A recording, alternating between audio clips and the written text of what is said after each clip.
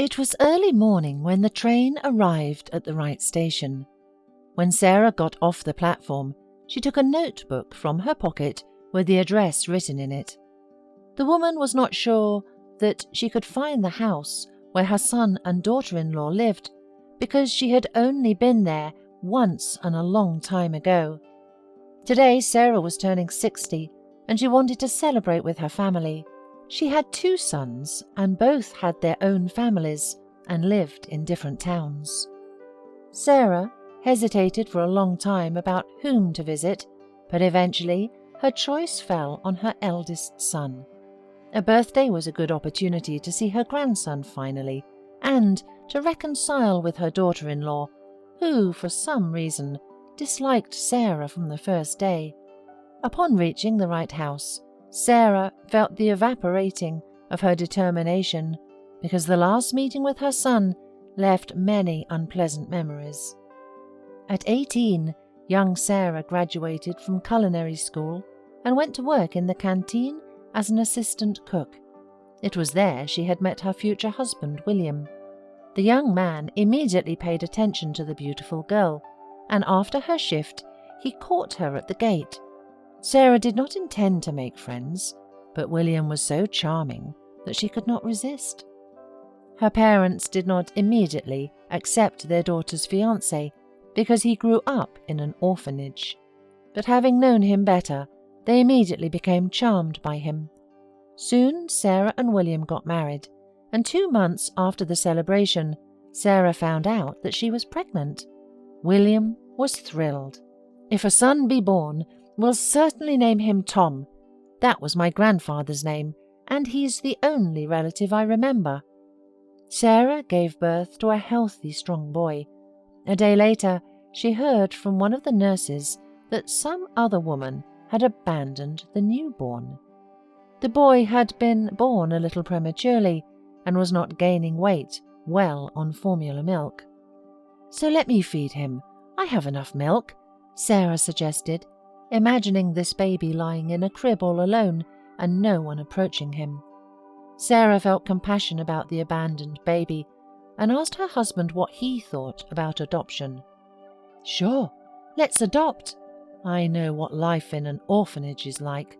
There's nothing good about it." After going through the bureaucratic machine, Sarah and William became parents to 2 boys. As time passed, the children grew up. The biological son, Tom, grew up modest, quiet. Adopted Louis, on the contrary, was perky and always tried to pull his brother into some prank. Tom enrolled at a technical college. Louis decided to serve in the army. Growing up, the brothers drifted apart and almost stopped talking to each other. When both sons brought their brides to be introduced, Sarah tried her best to please both of them. After all, if wives don't get along with each other, it's well known that husbands will split up too. But she didn't succeed.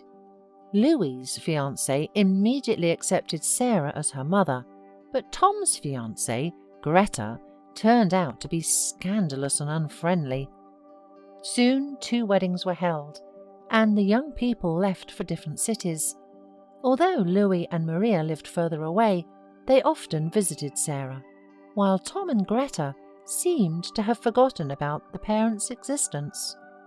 And only when William had suddenly died of a heart attack, Tom came to his funeral.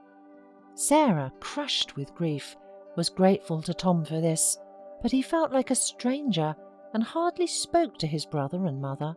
Thus, immediately after the funeral, he left. This was how Sarah was left alone.